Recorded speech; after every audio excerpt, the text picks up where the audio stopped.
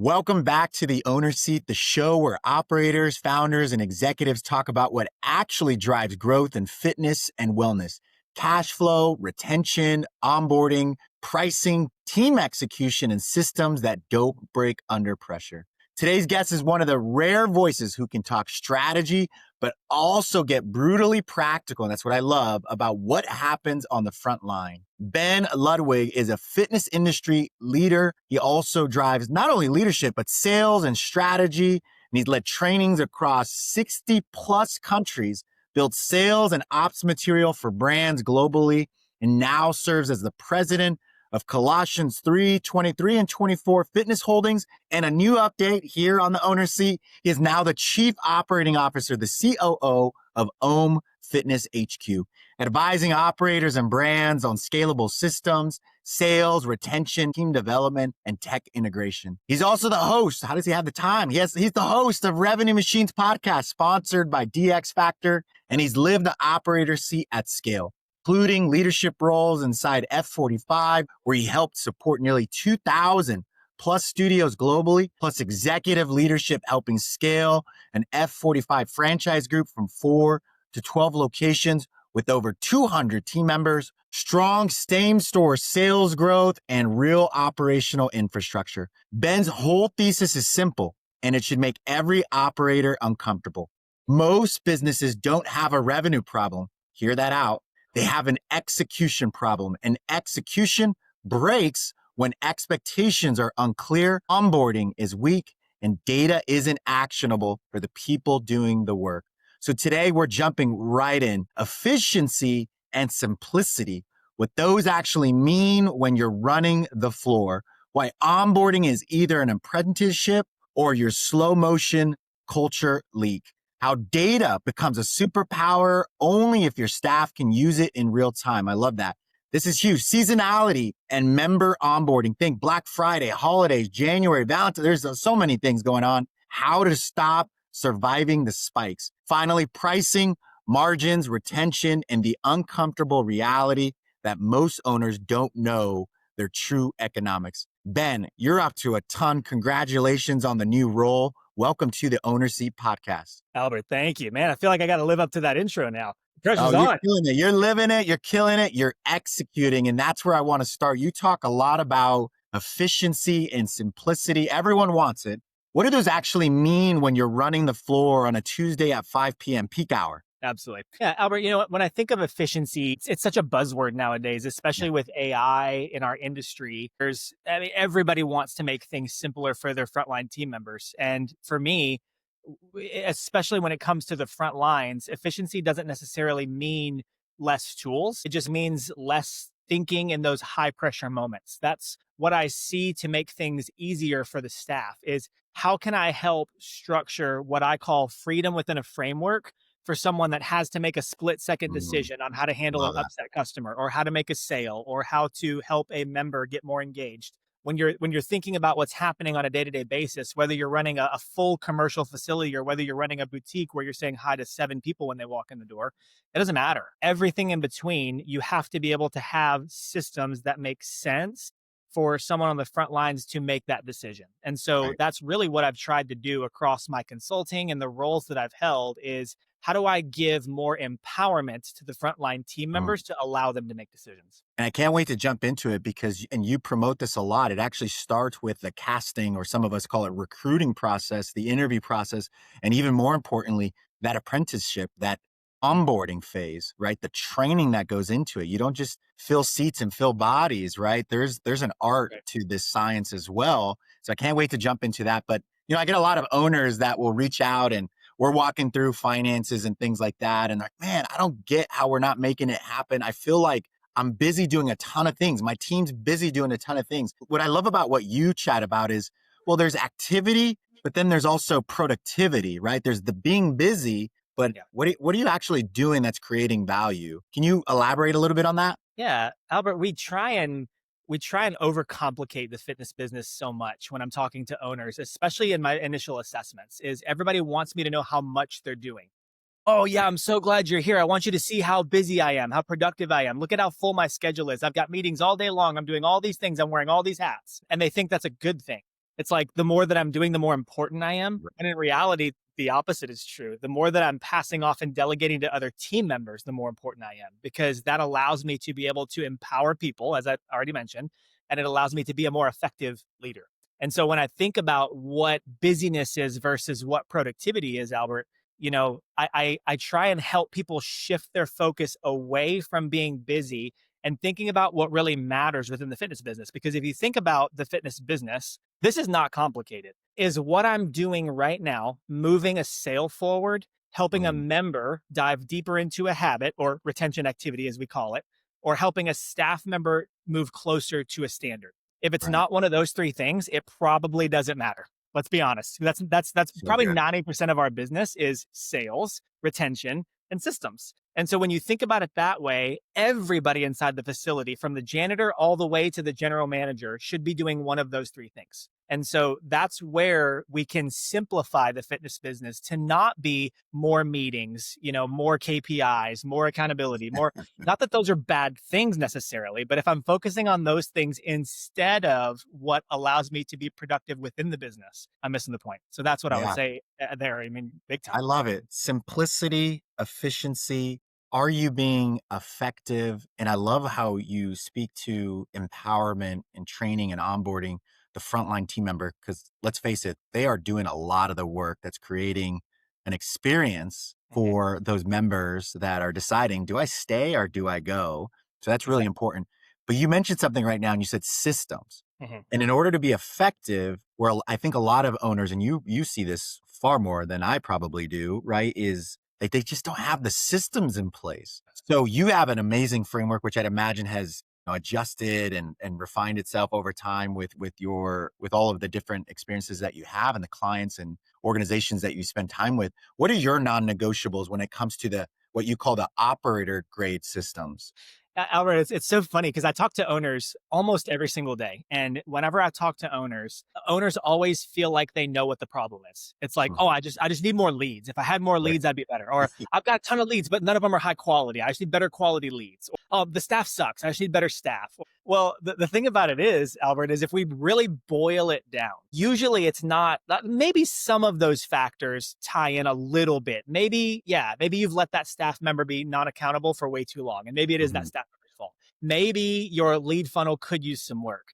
But in reality, if we really boil it down, it's the systems. And so back to your question, like what are the non-negotiables? Well, first of all, what work can be done without you present? If you have to be there Mhm. to run the system, it's not a system. It's your job. And Right. so you're not an owner.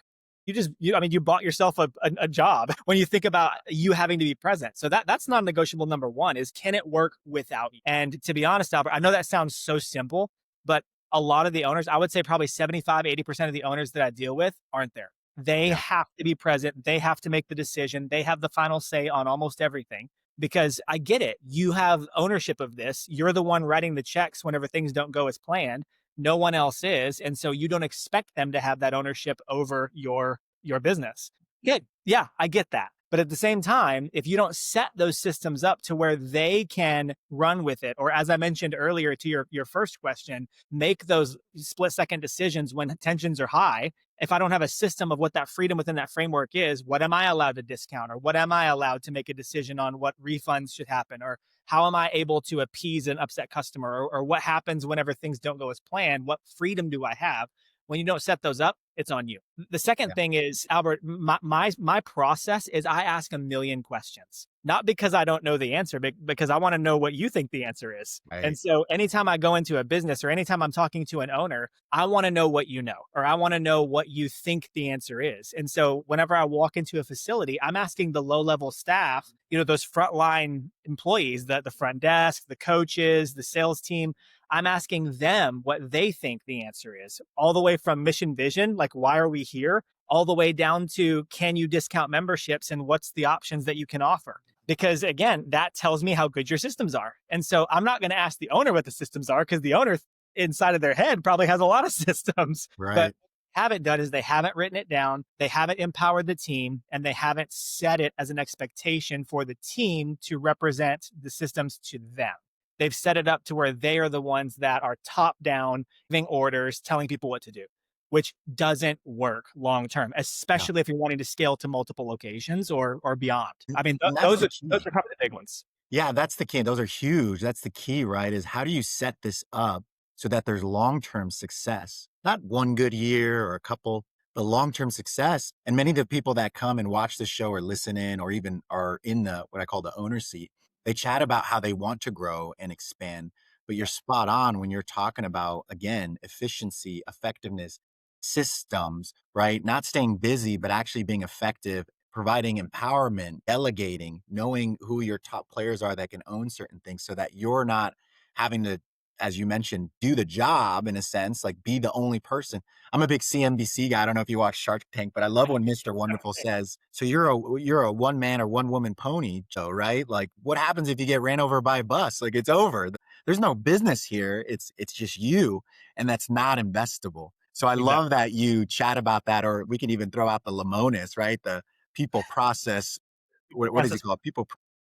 Yeah, product. Yep. there you go. Yeah. So I love this stuff and I love what you're talking about because you're keeping it real and I'm hoping people are hearing it. They are because they're going through this exact thing, right? And they're telling Yep. themselves all of these lies. I need more leads, or maybe it's Yep. just a conversion and it's something far greater. And it's typically these systems. I see it on the finance back office as well. Mhm. So a lot of what you do too, it sounds like you're going in and you're coaching, right? You're being that coach that operators need. And it's almost like shifting their gaze a little bit on, no, it's not this. This is small rocks. Here are some of the big root causes, right? And you were kind of explaining how you do that when you were walking through, well, does this lead to the outcome that we're looking for? What is the value add from this action or task? What have you learned over the last 3 years that's changed the way you actually coach these business owners and operators? Yeah. Albert, gosh, I started coaching, a few years before COVID. And before that, I was a personal trainer. So really, I've been coaching pretty much my whole life. When you think of, kids going into sports, going into higher level sports, collegiate level, training adults and kids. And I mean, really, my whole life has been based around coaching. Even now, before we hit record, we were talking about the fact that both of us have young families. Right. Well, guess what? Every day I'm coaching my kids on how to be better human beings. Every single day. I've got to Right. coach them by example and by what I tell them, by the options that I give them on how to make decisions. All we do is coach all day, every day. Yeah. And so I have to become better each and every day, not just for my owners, but for my family. I mean, it's everything in between, Albert. And so back to answer your question, over the last few years, what have I learned? Well, what I say and what you understand and how you execute are three completely separate categories. And Mhm. so I know early in my career, I thought the more I talked, the more people would hear. And so I felt like I had everything to say. And so this is what you need to do. This is what you need to do. This is how you do it. And I'm the expert. I realized, well, that's one small portion of the pie, what I say.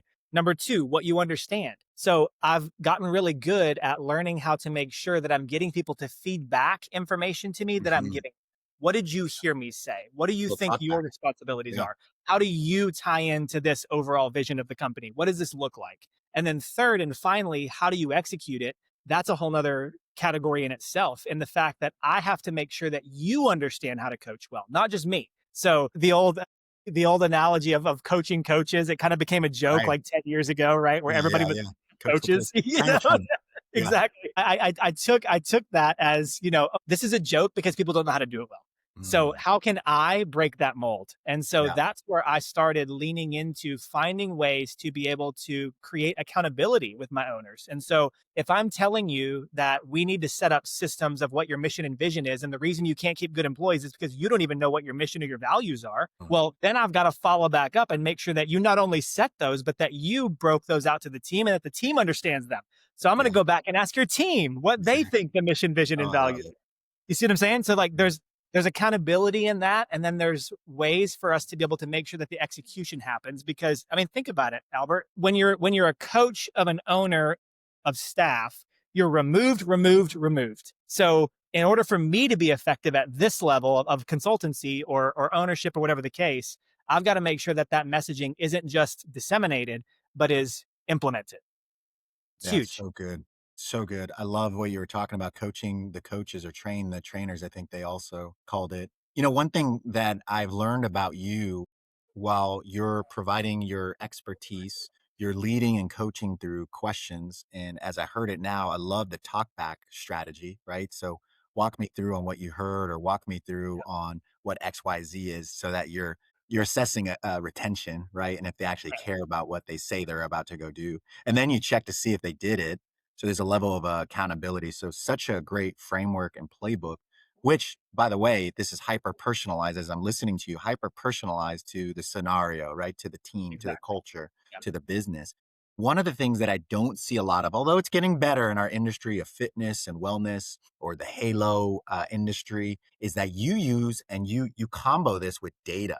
And what you see, and what the idea that you push is, you want the right data in front of the right staff or right team members at the right time. So Yeah. can you walk us through that? What data actually matters from your experience in our industry on a day-to-day to the department heads, general managers, studio leaders, frontline team members? Yeah. I want to start a little differently there, Albert, because I don't want to just go through a list of owners that are going, yeah, I know conversion percentage from lead to prospect is important.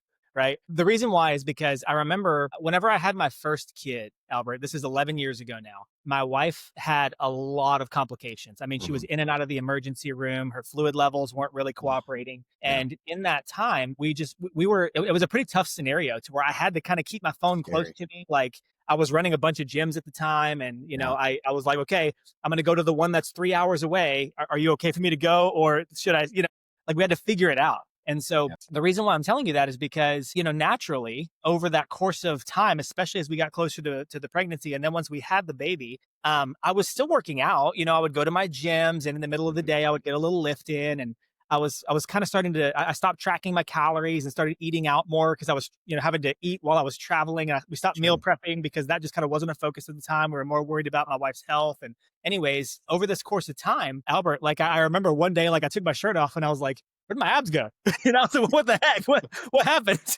And I got on a body scanner and realized that I'd gained like 10% body fat over the course of a few months. And I was like, oh my gosh, what the heck happened? And literally all I did, Albert, was I started retracking my workouts and I Mm. started retracking my calories. That's it. Calories in, calories out. That's all I did. Like Yeah. no medication, no additional supplements, no, like just calories in, calories out. That's it. And I lost that 10% body fat in like 2 months. Good for you. The It's reason amazing. why I bring that up is because a lot of times we, as owners, especially when we're in the weeds, we forget to take a step back and look at the 30,000-foot view and go, okay, what really matters and what can I measure that's going to move that needle? And so what I had to do was be honest with myself. And it wasn't hormones, it wasn't stress, it wasn't, maybe those things were a little bit affecting me, but I stopped measuring my calories, which was the Mhm. most, and I stopped Behaviors. workouts. Those were the two things that I needed to focus on, which once I did that, everything else started to fall into place. So all you owners out there that think all my leads come from referrals because our members just love us. So I don't need to track conversion percentages or cost of acquisition. I love Yes, that. you do. Like it's important. Yeah. Don't lie to yourself. Don't tell yourself you don't have to track any of that because you're involved or because, oh, you got that down or because well, we close everybody that walks in our doors. That's what I love. I hear that all the time. We close everybody. We just got to get them in the door. Once we get them in the door, they're definitely going to sign up.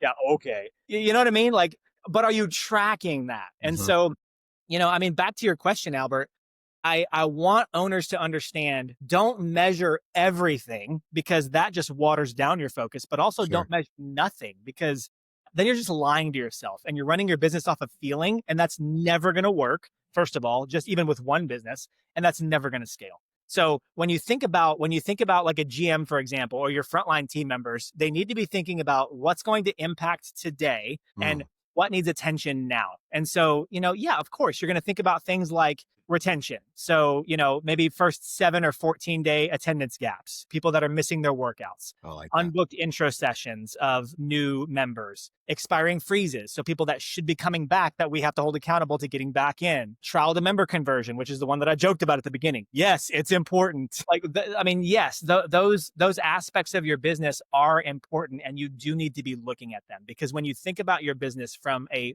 funnel standpoint, top of the funnel is going to be all of my marketing activity and I've got to know Mm. what's happening there. When that sale happens, that's not the end date for that member. Like, hey, got them. All right, on to the next one. That's the beginning of a relationship. And so then that funnel opens back up and now I have to have accountability. And so who's responsible for the top of funnel? Who's responsible for the bottom of the funnel? That's where I Figured. say, what do I need to do today? Is somebody's got to be directly responsible for those statistics. And when you have that in place, that's when, as an owner, you can step back and then simply hold people accountable. It's no longer your responsibility to figure everything out with marketing, to figure out how to get more people in the door, to figure out it's your responsibility to hold those people accountable. So good. We move what we measure. And what I love about what you're saying is it's not just the data for data's sake. We're tracking it so that we can coach accordingly. We can recognize accordingly. We can Exactly. hold ourselves accountable accordingly. It's behavioral modification, right? Using data to do that. By the way, so glad your wife is okay. I can relate on so many levels. I've been there with my second boy, Henry. We had Mhm. some complications, not only on her side, but more so on his side. He's great now too. That's And then good. you just reminded me as my boys are Jameson and Henry, 8 and 5.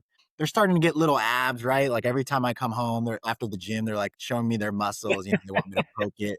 And they're like, "Dad, show us your stomach." I'm like, "Oh, boys." Uh, It's just a reminder. Yeah, they're like, "I got 8 abs. I got 6 abs. Dad, how many abs you got?" I'm like, "No abs right now, but they're in there somewhere. now it's gonna go 2-a-days. I'm gonna have to hit the gym 2 days." So that was a good reminder there. But I love that you're not data driven to just be data driven. It's not to track everything for the sake of, yeah, we got this. I hear this so much is, you know what the solve's gonna be? We need to go on Google Studio or Power BI. I love Domo, by the way, but Domo, a little pricey.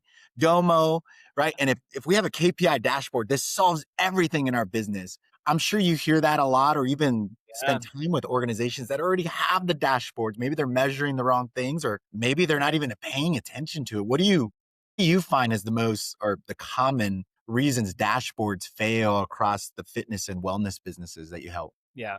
I think owners, in my opinion, Albert, that I talk to, they tend to question data and they say, Mm, oh, well, it's not 100% accurate because we have right.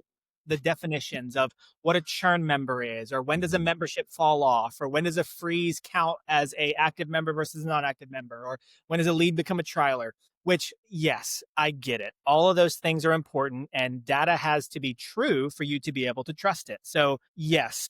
However, there's so many tools out there nowadays. I've actually personally, in consulting, worked with multiple dashboard platforms. Even with one of my recent contracts, we even built our own, where it was Yeah. simply, we used a white label and then just built our own dashboards. So I get it. I know how important that is. But for me, what's more important is that the team knows what to do with that data.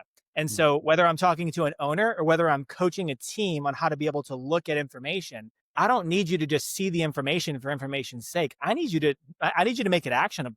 And so if our lead to trial percentage is below the standard of what we set as the standard, first of all, what does that mean? Second of all, how do we impact that? mm, Those are the questions that I'm asking.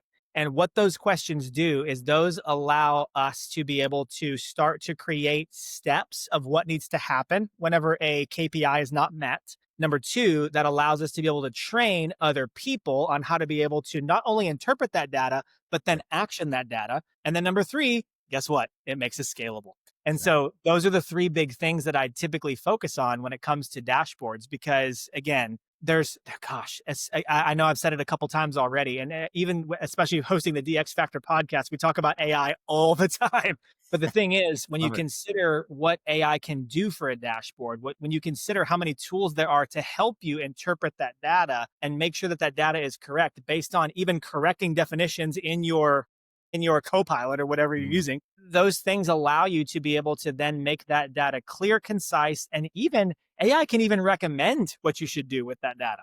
And so there's no, the point that I'm making is there's no excuse for team members to not have actionable steps on how to be able to affect information. And it's a If combination of ingredients, right? It sounds oh, like you're focusing not only on the data and by the way, you lead through questions as we're going through this. Like, man, a lot of curiosity, which I think obviously has lent to some superpowers that provided some great success. And I'm loving this, but questions, questions, and questions. And it's not just the systems, it's not just the leadership, it's not just the people, right? It's a combination of all of it. And as a coach, you just got to narrow it down. And through the questions that you're asking, you'll find if it's one of the three, if it's not two of the three, or if it's not all three of them, right? And you're digging in. But I do want to spend time in we chatted about it at the top around team member experience, the onboarding.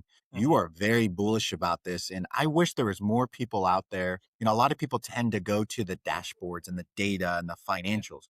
So I love the financials. That's my background. But it always comes down to, again, that team member experience, and you're all about it.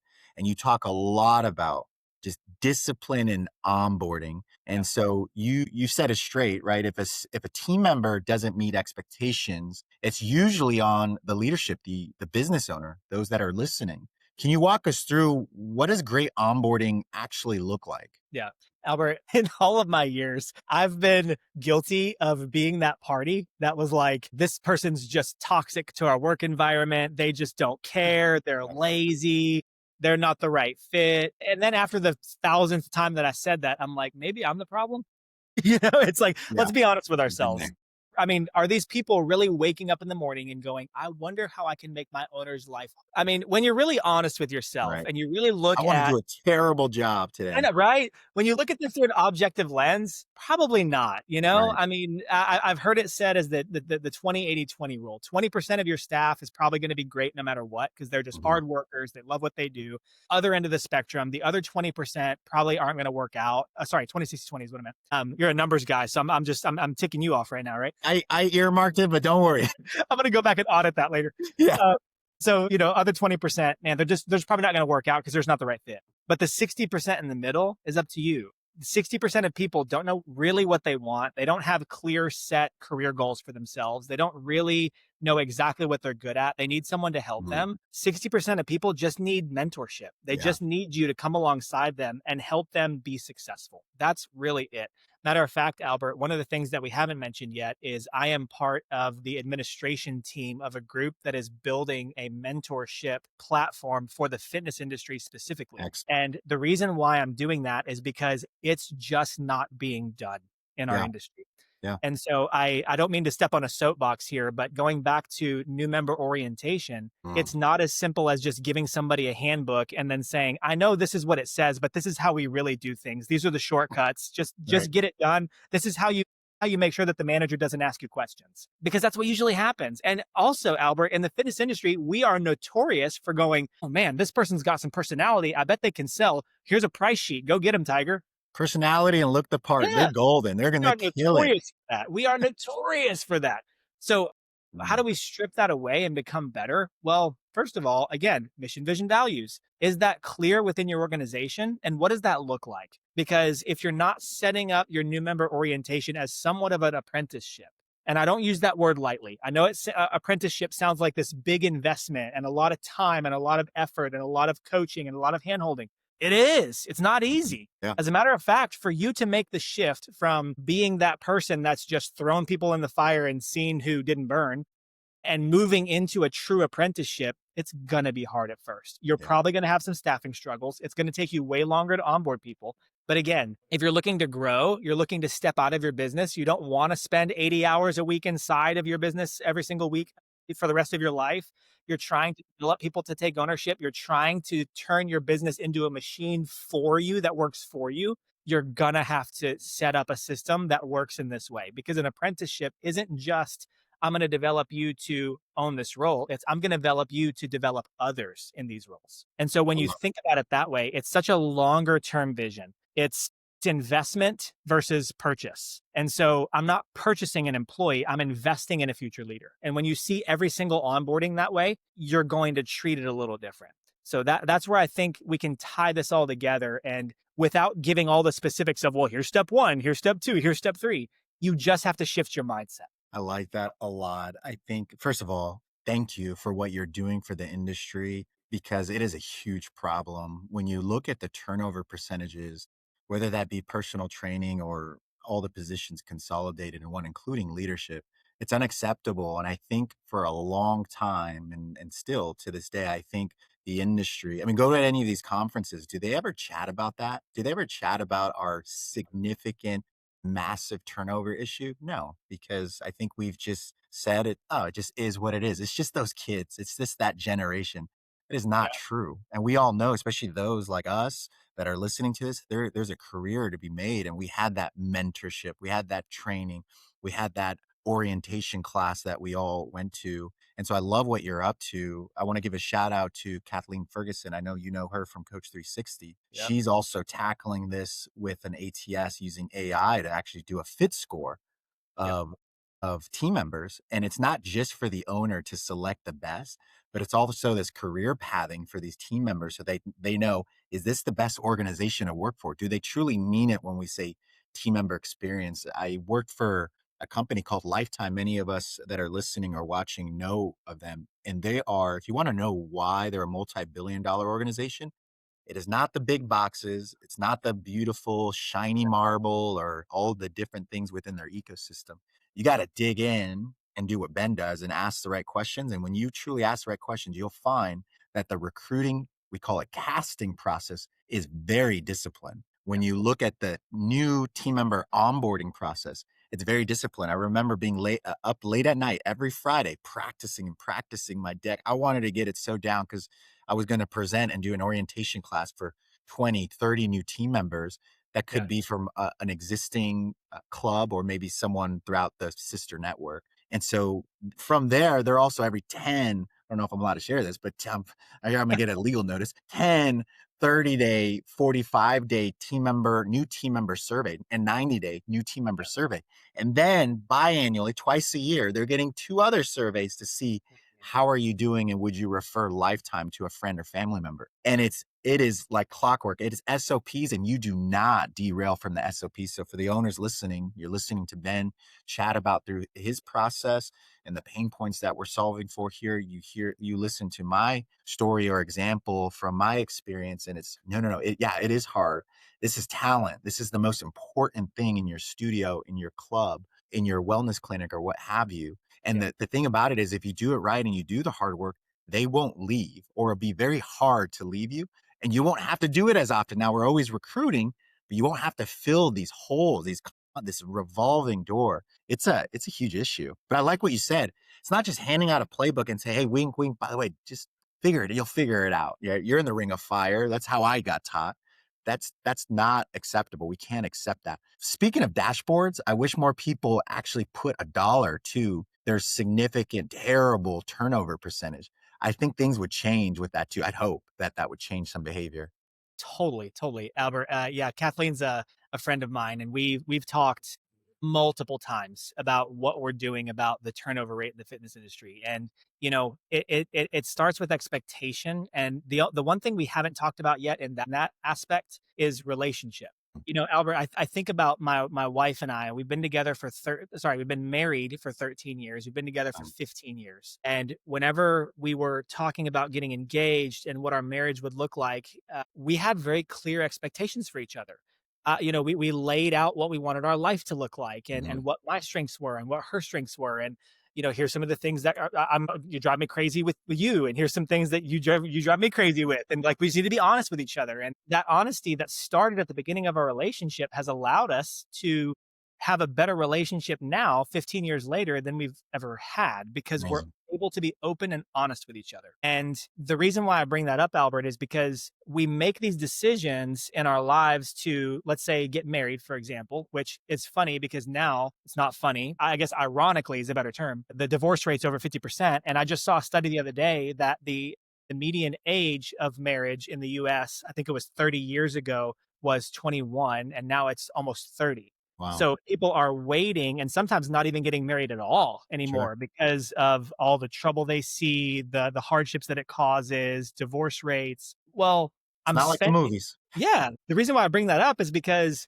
we're spending just as much, if not more time at work than we are at home. Yeah. So why aren't we spending at least an invested amount of time in interviewing or setting expectations or figuring out who the right fit is for our business? We're literally paying you to be here.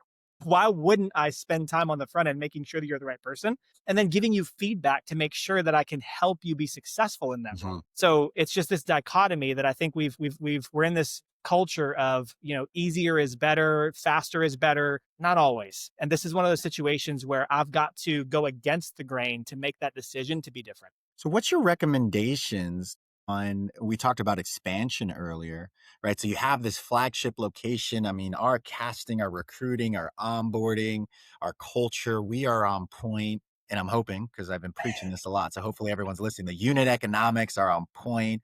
I Yeah. typically like a 30 cents to 35 cents on the dollar, right? It's your flagship, so it better be really robust on the bottom line. All Yep. right, so we're going to location 2, 3, 5, 10. The growing pains that owners learn is, wow, I didn't realize how hard it is to replicate culture multi-unit. Have you seen that? I mean, you've been an operator as well for multi-unit. How do you make sure that you replicate and you have that strong values, mission, right? That vision statement. How do you make sure the behaviors are all consistent at each one of your locations? Yeah. Well, first thing, Albert, is you have to decide what non-negotiable means to you and Mm, what is that's good. non-negotiable versus what's not. I can give you Yeah. some easy examples. So I've stepped foot in facilities before where everyone will be exactly in this uniform. It's going to be tucked in. You're going to have this color belt. You're going to wear this color shoes. This is how your hair is going to look. Mhm. This is our expectation. We're the best of the best. And they just non-negotiable. This is exactly how we look. And then the person, as soon as I walk in the door, is sitting on their cell phone and doesn't even say hi to me. Yeah. What the Scam. heck does it matter if you're dressed nice, if you're not giving customer service? Right. It's due diligence. So that's why I say you have to decide what non-negotiable means to you, because culture isn't just how you feel when you walk in the door. Culture is what's expected of you, and is that expectation being upheld? So for myself, I've kind of been on both ends to the point that you made earlier, where I've owned my own businesses. I've been a Mhm. part of growing portfolios. And then I've also been on franchisor sides, which is where I've spent the majority of my fitness executive career. Is I've got to really figure out how to be able to standardize at scale. And that's hard. Let me tell you, it's not an easy task to be able to figure out how to set non-negotiables first and foremost, and then second of all, how to make sure that those standards that you set are actually being followed. It's Right. hard. So I'm Yeah. not going to sit here and say, oh, it's just as easy as steps 1, 2, 3. But what I will tell you is, usually business owners have an idea of what they want their business to look like, which is why you're in business to begin with. So what you have to do, or the easiest way to do it, is just start writing down. And sometimes it's as simple as, pen and paper, or maybe just a Google Doc, and start writing down things that you expect or writing down things that you do each day. And then from that list, you can start to turn that into a working document of what standards can be, what is non-negotiable versus what's negotiable. And when I say that, I don't want you to think that that's vague. It's not. Yeah. A non-negotiable can be something as simple as eye contact and customer service every time somebody walks in the door. Mhm. That can be an expectation that you set, right? Because think about it this way. If cleanliness is your non-negotiable and customer service is not, well, what's more important? Me mopping the floor in between classes, or me being at the front door and greeting you when you walk in? The answer is not the same for everybody. You see what I'm Right. saying?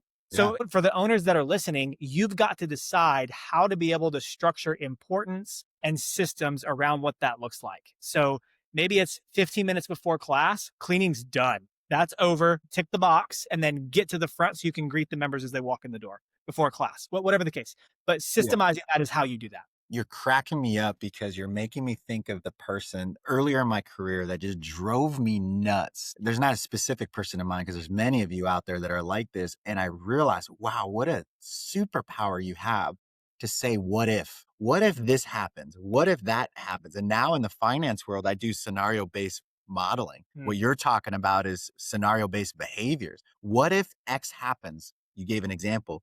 What do we do? And so Yeah. as an owner, and by the way, I thought you were going to say chat GPT voice. I'm like going all in on voices here. So if you want to There you verbalize all of these thoughts, you go. can do that too, by the way. I love it. So it's these scenarios, right? If you're truly creating a culture, you have to think about what are all the different scenarios your frontline team members are dealing with. And this is Mhm. why I like what you were chatting about and just creating committees, right? Get their feedback. Let Yeah. them tell you what the heck's going on and let's develop this together. It doesn't have to be alone. You said empower, right? And a part of that is letting them make decisions, being a part of some of the decision making or framing process. Yeah. So good. And so we're talking a lot of team member experience, but you don't stop there. Although the most important, when done well, you then feel it and see it in the member experience. And you talk a lot about member onboarding. Yeah. And so do you mind walking us through what does the best member onboarding look like that day one, week one? Yeah.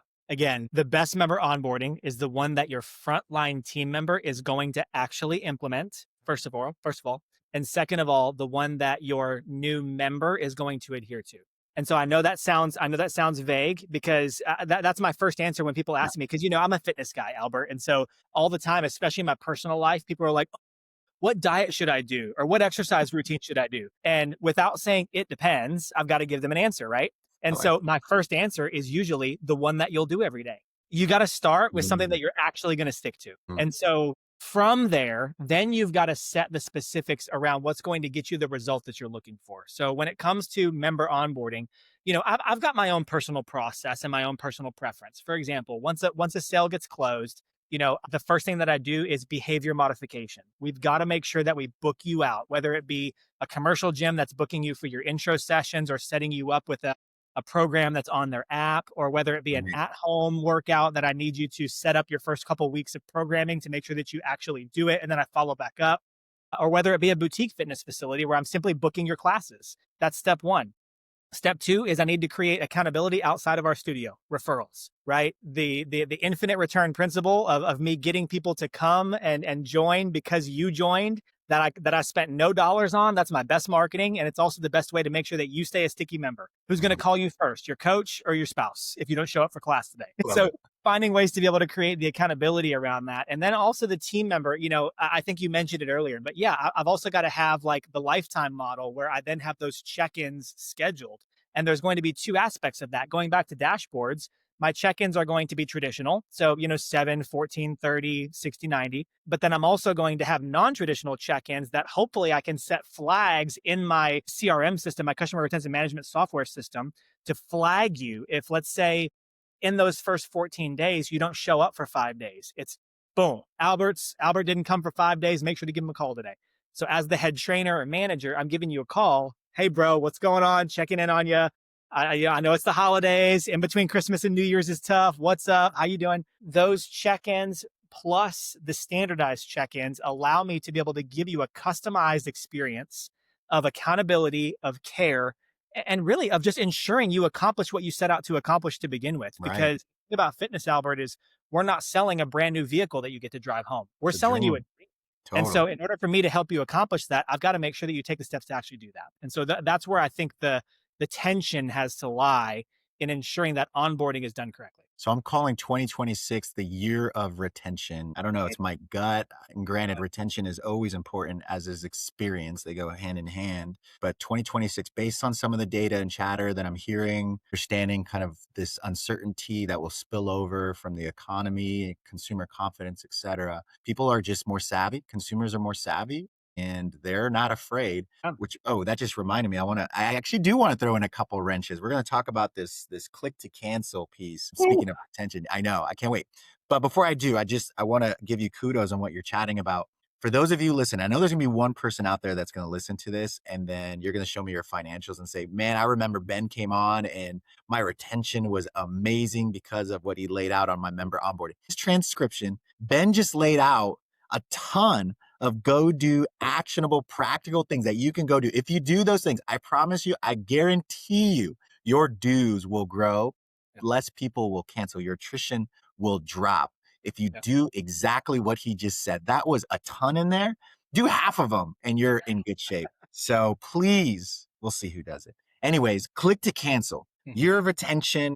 What I'm seeing is a lot of these brands are starting to go smaller square foot, right? Right. Yeah. So the good news about that is occupancy costs are lower. And what I mean by that, y'all, is rent, things like that that bake in within that. Typically, there's maybe less seats. I'll just call them seats for now, or spaces or what have you, less footprint, maybe less team members. So your payroll line item is smaller. But that also means as you do your model, you notice, wow, I don't need as many members, right? Especially at this price point, you get that right. However, where I find that the conversation just doesn't go far enough on is that we don't start talking about, yes, less members, but if two of those leave, very different when you're going after 300 members versus 4,000 members. One of them leaves off of 4,000. Yeah, we don't want that, but it's from a dollar perspective. Now, if that stacks, it's a big deal, but let's just say things happen. One of them leaves 200 to 300 members. You got a significant problem, because we understand too, you mentioned it earlier, Ben, which I love, customer acquisition costs. It's expensive in this saturated competitive environment of fitness and wellness to get people in. So you want to keep them. You should focus a lot on retention, keeping your people through a great experience, team member and member experience, Mhm. right? So I wanted to chat about that on click to cancel. What's the deal? Why is there this tension point? I hear in no bad blood. It just is what it is. HFA, say, hey, we got to hold this down. We don't want this. I'm like, wait a second.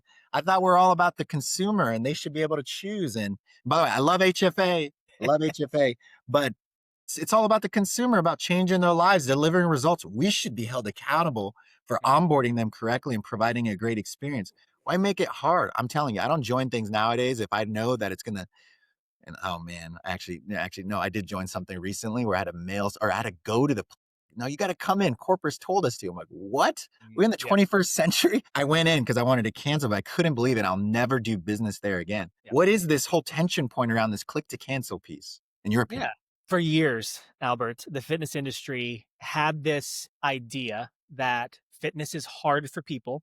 And because it's hard for people, we want to try and find ways psychologically to make them stick to it, which I don't disagree with the premise. I disagree with the process. And so, back to what you said, Albert, when you consider where the industry is going, information is now more readily available than ever. I can give you the easiest example. Boutique fitness, let's say 15 years ago, didn't have prices on anything online.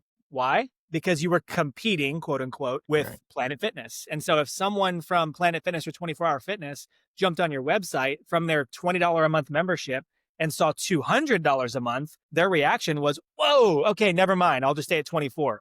And then they exit out. Nowadays, the information's so readily available. To your point, I can just pull up Chat GPT, hit the microphone and say, hey, give me the best priced gyms in a 10-mile radius of my home right now. Right. Boom, boom, boom, boom, boom. And in 5 seconds, I've got every answer. I've got all of the pros and cons lists. I've even got workout plans specified to my body type, my weight, and my goals. So that's what we're competing with nowadays. And so when you think about it from that lens, it's now more than ever about relationship and accountability than it is Yeah. about access and facility.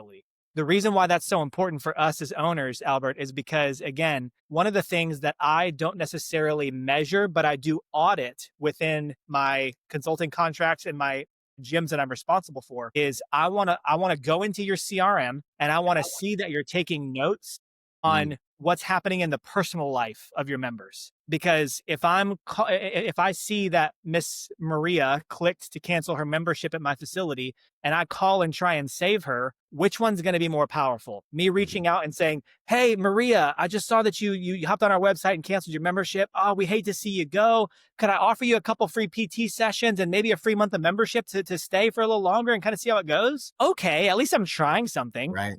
Let's go to version 2. Hey, Maria, I saw that you just came on our website and canceled your membership. Look, I know life gets busy. I know you've got 3 kids. I know you guys travel for soccer. I know life gets crazy. Is that why you're canceling? Just because of how busy y'all are? Mm. Look, I get it. Would you give me another shot to try and help you? I know life can be crazy, especially when you're traveling. Look, we've got an app that has some workouts that I think you could do on the road. I think there's some ways for us to help you. Will you give me one more chance? Which is more powerful? You got me fired up now, man. We're doing live role play. I mean, no, we're recording this, but we're doing some recorded role playing here. This is real. We did not set this up. That's how I know you're the real deal, man. You're just live role playing here. This is so good. I came, my background, not just finance ops, but sales. And now you got me in the mode. I'm like, let's do this. I'm going Love to it. pass the soccer ball over. Like, what's the objection? What's the objection? Save a member. I love it. This is That's so right. good. Well, I appreciate you going through and we both said it, this competitive landscape, right? And this price Yeah. competing. By the way, if you're still doing the whole like book a demo and you're not telling me your prices, I don't know. I don't know what the send. I'm just going to explain how I feel about it. Mhm. Yeah, you can use Chat GPT, but what are you hiding? Like, what is it? Like, just tell me your prices, and maybe it's a range. And I get it. There's different Sure. customized bundles, but just tell us your pricing. I don't need to walk in, or can I just find it online? Just make it easy for me. Anyways, all right. Well, that's why I like AI agents because they never lie. All right, pricing, margins, retention. That's what I want to jump into next. You've mentioned, and you actually kind of touched on it a little bit. Most clubs aren't profitable, and I see this all the time. You're spot on. Is they're pricing based on what someone across the street is, right? They're trying to price match, maybe even sometimes undercut their competitors. Some go a little bit above, but most of the times you're either matching or undercutting because you think that's the road to success. In your opinion, what's the correct way to know how do I price this? How do we know we landed on the right pricing without, it's a value piece, right? It's a value prop. How do you do it without eroding the value perception? It's so silly, Albert. I actually use this analogy pretty often. So whenever I'm looking for new clothes, I don't walk into the store, look around, and go, huh, what are other males around 40 years old wearing? What size are they wearing? I should wear around that size. So I think I'm just going to go ahead and look for about the size of the average American male that's my age. That's what I'm going Yeah. to do. It sounds so silly when you put it into that perspective. Hilarious. It's exactly what we do is we look at the fitness landscape and we go, huh, what are other fitness businesses that are kind of what I'm doing, that are around my age, that are kind of offering similar to what I'm offering? What are they charging? I guess I should charge that. How about we start with what we're trying to accomplish? How about we Yeah. start with our own body in the analogy, right? So, what are you trying to accomplish? What is your boilerplate? How many members do you want to have? When do you want to scale? Do you want to have X amount of profit to put into business number two? You got to start with your goals. And when you start with your goals, that is when you are able to then start understanding the things that are important to your business, such as cost per active member or Mhm. capacity constraints or service level consistency. I've seen a lot of businesses that say they want 1,000 members, but they don't even understand what infrastructure it takes to have 1,000 members. Or to your point, 4,000, 5,000 members if I'm trying to run more of a big box style gym. Right. So what level of expectation do I want you as my customer to have? And what experience do I need you to have to stay a member with me for the amount of time that I need you to be a a term life member? And so those are the questions that I ask owners that help us to then work backwards to set pricing. Oftentimes we start with pricing and then try and build our business plan off of pricing. Instead, let's start with goal and then work our way backwards. That way we back ourselves into pricing. And when you work the model that way, what ends up happening is you sometimes you have a big realization of I guess I need to charge way more than I am. Or the funny thing is sometimes I see people like, I actually don't have to charge this much. I'm actually Yeah. pricing myself out of my demographic that I'm trying to reach. So it allows us to be able to then start to get creative with that pricing. And also, look, there's no perfect formula to figure out pricing either. And so the other point that I want to make here is I know that people listening to this some people are going to hear this and go, yeah, okay, Ben, it's just that simple. Just start with my goal of making $7 million and just work our way backwards from there. Okay, it's that simple, right? Well, I'm not saying that either because I get it. I know that sometimes you're going to have to play with it a little bit. So maybe I'm a big fan of A/B testing. Maybe try this and try this, or Yeah. run this promotion to see if this gains more members, and then on that promotion, look at the lifetime value of those specific members over the course of that year, and see how many stayed versus how many left based on promotion number two. Just continually gathering data and reviewing it allows you to then go, this worked, this didn't. Let's stay here, and that's okay. I don't want owners to think that they have to make the perfect decision on setting their pricing right now or they're screwed.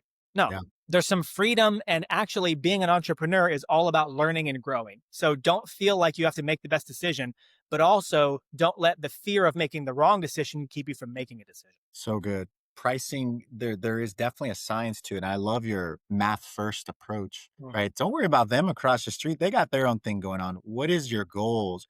What is the model? If you're creating one, highly recommend it. A pro Yeah. forma, right? Your budget.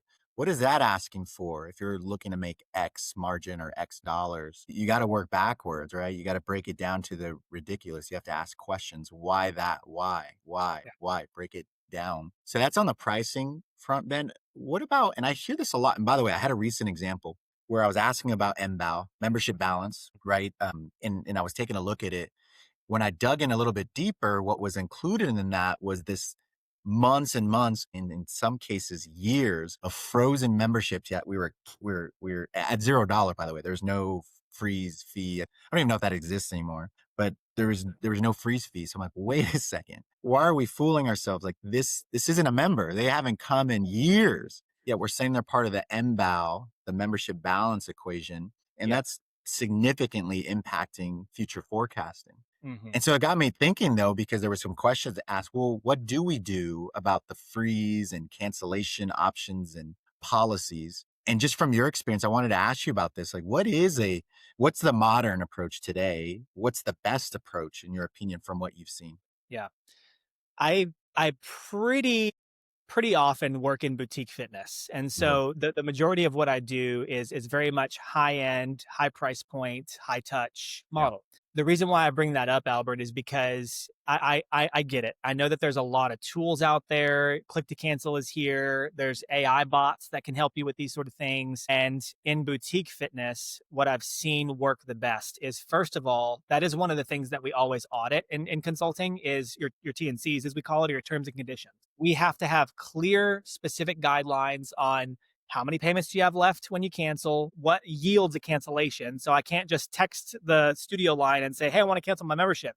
And then 3 months later say, you owe me 3 months of membership. I texted you 3 months ago. In the terms and conditions, this is what's stated as to how you cancel your membership. So there's got to be clarity. So clear policies is, I mean, really, honestly, I know it sounds simple, but that's step one. Yeah, it's good business hygiene. Step two, I think there has to be some level of execution by a human being when it comes to a cancellation or a freeze, because I've got to be able to set some expectations around what accountability looks like in a cancellation or a freeze. What I mean by that is if you're freezing your membership, I need to know why. I need to know what's happening while you're away. And I need to know if I can help you stay consistent with activity while you're away from our gym. And again, that's not from a control standpoint. That's from a service standpoint.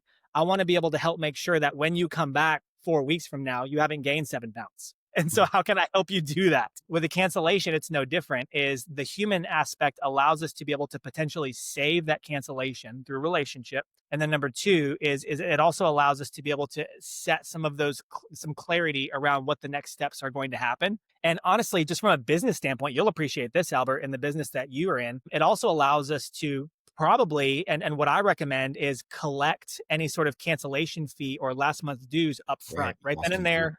Take the payment. It's done. It's over. I don't have to worry about declines. Which is standard, not just in the fitness or wellness industry, but this is standard when you do subscription models. That's nothing new. And sometimes people, well, why should I do that? I'm like, no, this is standard. This is good business hygiene. This is, we want to make sure we're in business as well, right? Correct. This is a for-profit business. And so long, to your point, so long as that's out in the open, that's very clear, right? All good to go. Yeah, exactly. The only other thing that I would add there, Albert, is, we also want there to be some, as I called it earlier in this episode, freedom within a framework. What I mean by that is when you have business hygiene, when you have clear terms and conditions on your memberships of what a cancellation or a freeze is, for example, that allows me to then potentially do you a favor or help you as my member. What I mean by that is, let's say you've got someone that is, 6 months into her pregnancy and doctor said no activity for the next 3 months. However, my freeze policy is 6 weeks. That's the max that you can freeze for the entirety of a 12-month calendar year. Well, yeah. Hey, Mrs. Jones, look, I get it. I know you're in this tough situation. Our policy is 6 weeks. However, I know you're currently in a situation where a doctor's given you the inability to come back to the gym. I'm going to go ahead and extend that freeze for you just out of courtesy. Here's when the end date is. We'll check on you periodically with baby. Hey, make sure to do a couple of these things as well. Make sure you're walking. Make sure you're staying healthy with your foods. Here's some recommendations. Again, it allows me to be able to do you a favor. And so that's where the relationship can come into play when it comes to rules versus relationship or freedom within the framework. Is I can then give my manager some flexibility to be able to give in certain aspects like this, to be able to hopefully keep that member and get her back once baby's born in this specific example. And so that helps as well. Really good. Well, it's the year of the horse coming up, year of the, what I like to call the Stratego horse, the knight. Love it. You have the mic. There's going to be thousands, I'm calling it, thousands of people watching this episode. What is that thing that you want to tell the entire fitness and wellness industry going into, or maybe they're watching this in 26? What needs to change immediately, non-negotiable? If we want healthier businesses and better team member and member outcomes, what are they doing? What needs to change? Albert, before COVID, the fitness business was growing so rapidly that it allowed us to start to get lazy because people were just looking for fitness in some form or fashion and wanted to be inside of 4 walls, wanted the community. And so a lot of business owners that I met with were actually quite successful and didn't understand why. COVID made us pivot because we had to get very, very tight. We had to figure out where we could pull back expenses. We had to figure out how to be able to do a lot with a little. And it just made us contract to then expand, which is a good thing and a bad thing. It's a good thing because we are now back on the up and up. All statistics and studies show that fitness is back on the rise. Wellness is a huge focus. People are more educated on fitness and wellness now more than ever. it's coming back. I agree with you. I think that there's going to be a huge influx of new members. And I think there's going to be a lot of opportunity for businesses to, as you said, seek to find ways to retain what they gain in Right. 2026. What has to change is we're starting to slide back into laziness. We're starting to move, and it's different now because we're not moving back into laziness in the fact that we don't track anything. We're moving into laziness where we're wanting AI to do everything for us. So We're true. wanting third-party companies to do everything for us, and then we're laying blame. And that cannot happen. So the first thing that we got to think about when it comes to what's going to provide success for us as owners in 2026 is we got to stop outsourcing responsibility and we got to take responsibility on ourselves. Second is we've got to develop clear expectations for our team members, for our members, and then obviously for those third-party vendors that we're using. We have to continue to get better at being better leaders or better coaches, as we've discussed in this episode. And then lastly, we've really got to focus on execution over everything. When I can get results, I can then work that backwards and tie that into my systems, my culture, and my team. And in order for us to scale and grow as owners, those are the things that we have to lean into. So we just can't be lazy in 2026. We're going to have to be disciplined and we're going to have to be determined to systemize the things that we haven't in the past. Because again, AI is an amazing tool, but it's not the savior. Fitness will always be a relationship first business, and AI should exemplify that. It's never going to replace it. Yeah, spot on. I love it. That was a good grab the face mask, as I like to call him because I'm a football player. Gut check time. Take back your seat. This is the Owner Seat podcast for a reason. Take back that ownership seat is what I heard you say, Ben. So good. And I love that you gave us practical operator first go-dos. So for those, if you missed any, go back, go listen to it. Like I said, just upload this into Google LLM or whatever it's called. You'll get the transcript if it's not there already on YouTube, and you get those action items using AI to optimize, right? I love it. Ben, for those listening, this has been so good and they want to follow your work. They want to learn more about your podcasts, about the recent exciting news and everything that you're up to around systems and onboarding and retention and revenue execution. How can they connect with you? Yeah, I am big on giving as much resource to the industry as I can, Albert. So look me up on Instagram, BC Ludwig. Look me up on LinkedIn. It's just, linkedin.com/Ben Ludwig. Those are probably the big places. I do have a website where you can contact me directly for more information. That website can be found on my LinkedIn page, but I'm constantly posting new episodes, new articles. I was just published again last week in Community Rec magazine, which is powered by Club Solutions. Most of our listeners, I'm sure, are familiar. Yes.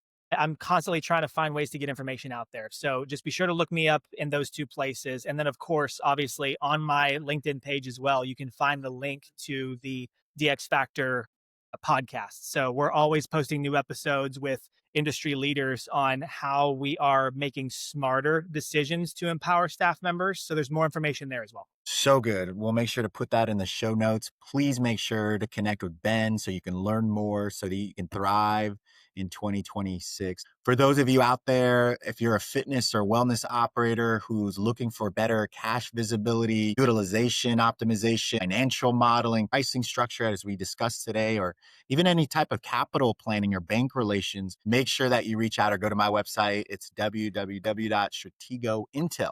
This has been another episode of The Owner's Seat. I'm your host, as always, Albert Ramos. Just a reminder, all episodes now drop 2 times a week. Trying to catch up to Ben here on the episode count. Episodes drop again Monday and Fridays, 8 a.m. Central. I appreciate you all. Ben, thank you so much. Such a pleasure. I learned a ton. So thank you. Man, it's just an honor to be here, Albert. Thank you for having me on, brother. A pleasure. I'll talk to you soon.